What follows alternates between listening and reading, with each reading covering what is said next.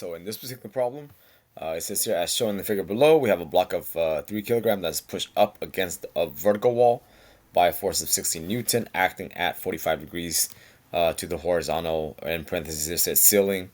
The coefficient of kinetic friction between the block and the wall is given as 0.61. We're asked to find two things: the magnitude of the frictional force, and then B, the force needed to keep the block moving up against the wall or along the wall at a constant velocity. All right, so let's go and crack it out. I like to define my axis for these force problem. Here, I'm going to actually going up and down as my x-axis because I like to treat my line of motion as the x-axis. You don't have to. You can totally keep this as your y-axis, but I like to treat my line of motion as my x-axis, okay? Because the box is, the block here is moving up against the wall. I will call that my x-axis. So therefore, if that's my x-axis, my y-axis will be pointing left and right in this case. So really, I'm flip-flopping x and y. Okay, I'm going to draw my free body diagram. Here's f of g that's pointing down the page. As you can see here, f is a diagonal that points northeast. So the applied force is pointing up and to the right. So I'm going to go ahead and draw my upward component. But keep in mind that the upward direction is now my x-axis because that's my line of motion. So this force component that's pointing upward here, this is my fx, okay? So please keep in mind that I like to use my line of motion, my x-axis. If you want, you can totally keep this as y and then make this x. It's up to you. But because I chose going up and down as x, this vertical component is fx. And then my y component is going to point to the right because this, once again, this applied force here is going north and east. And so it has to go up and right. So therefore, this is my f of y because it lies along the y-axis. So here, this is the force kinetic friction. The kinetic friction is between the block and the wall. In this case, if you're going to push the block up against the wall, the force kinetic friction must be opposing that, which is downward. And here's my f of n. Well, if you're going to push against the wall, there is a contact force from the wall onto the block, and it's always perpendicular to the surface. And in this case, the block is being pushed to the left by the wall, as you have an f of y pushing into the wall. All right, so Fn is pointing to the left in this particular problem. So let's go and crack this out.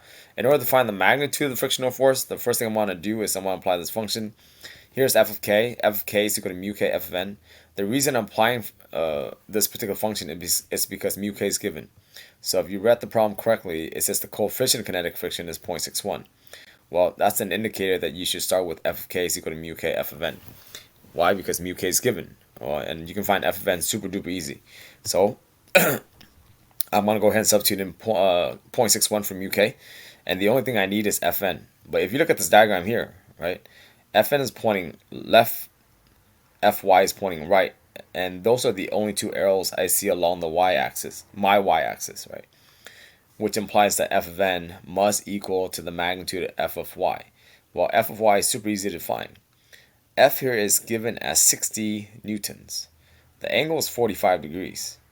Therefore, Fy and Fx have to be the same because it's a 45-degree triangle. So I can just go ahead and substitute it in. Okay. Well, in order to find Fy, I have to set up the net force along the y direction. But as I said earlier, there are only two arrows. Fn is pointing leftward, Fy is pointing rightward. Well, the block is moving up along the x-axis.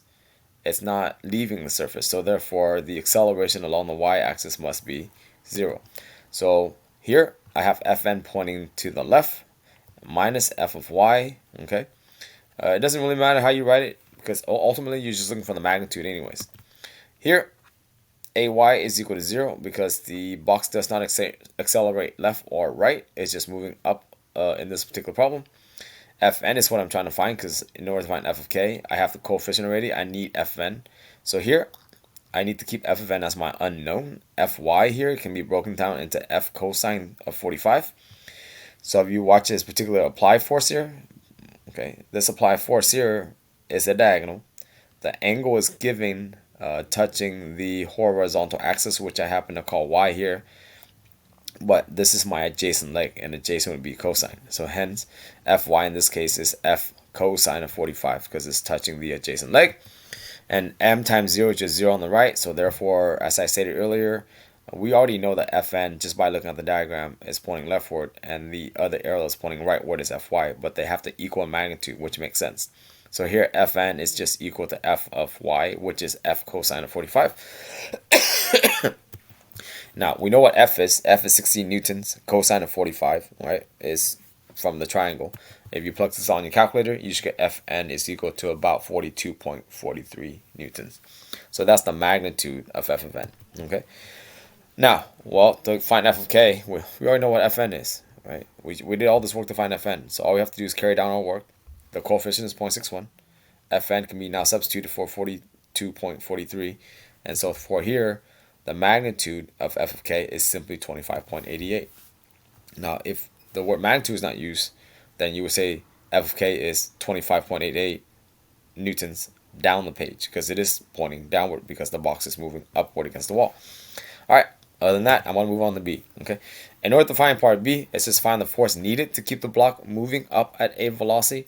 So here I'm going to set up Newton's second law for the x direction. Keep in mind, once again, the x direction for me for this particular problem is going up and down. So I switch x and y axis.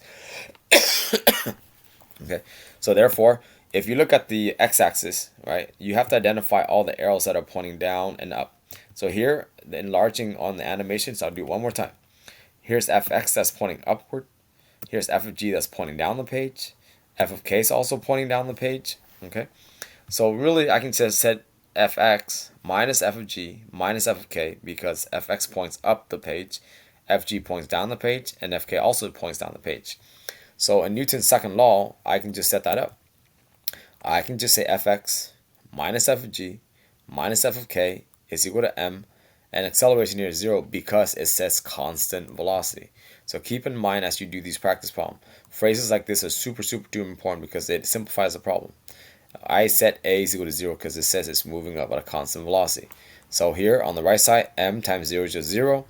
And keep in mind that I've already taken care of the negative sign for you here in f of g and f of k. Yeah, the fact that I'm writing just a minus and a minus tells you I'm adding a negative. So adding a negative is the same thing as subtracting a positive. So therefore, I can just expand. Fx here is just f sine of 45. So if you look at, once again, at this diagram here, on the left side, f is given as this vector. The angle that I'm tracing back and forth with my cursor, that's 45 degrees. If you look across from that, that is fx. And because you look across, that is your opposite. Opposite would trigger sine. So hence, fx is f sine of 45 degrees. F of g, I broke down to m times g because it is. And then minus f of k. I don't know what f of k is yet. Okay. And m times 0 is just 0. But here we go. I know f sine of 45. Sine of 45 is just 0.707 on your calculator. And then I'm just going to write the coefficient in the front. I'm going to keep f as my unknown here because ultimately that's what I'm trying to find. And if you plug in m times g, m being, 3 kilogram times 9.8, and that'll give you 29.4. And here, f of k, I cannot use this f of k down here that I found in part A, right? Because in this particular part B, it says what force is needed to keep it moving up at a constant velocity. So I cannot carry over 25.88. I need to just expand f of k to mu k f of n, okay? But f of n in this case is f cosine of 45, right? I don't know what f is once again, right? Therefore, I can just simplify this. Well, I can substitute in mu k is 0.6. Here's f, which I don't know what f is because I'm trying to find what f is in order for this condition to be valid. Here, cosine of 45, and the whole right side is equal to 0. But I can simplify this down. I can clean this up a little bit. 0.61 times cosine of 45 is just another number. Okay, so 0.707 f I carry down. Minus 29.4 I move to the right side because ultimately I have the left side which has a f, so I can just combine like terms. So if you punch in 0.61 times cosine of 45, you'll get 0.43 f. Don't forget there's an f right there. So you notice here you have two terms that has an f, right? So all you have to do is combine like terms like I stated. But to combine like terms, you got to move things around properly. So negative 29.4 got moved to the other side because it doesn't have an f. So here, I can just take the difference. 0.707 f minus 0.43 f will give you, excuse me, 0.27 f, and the right side is 29.4. So from here, in order to get F, we can just divide both sides by 0.27. So that's that. And then if you do that correctly in your calculator, you should get a magnitude of about 108.9 newtons. So that is your answer for part B. Okay.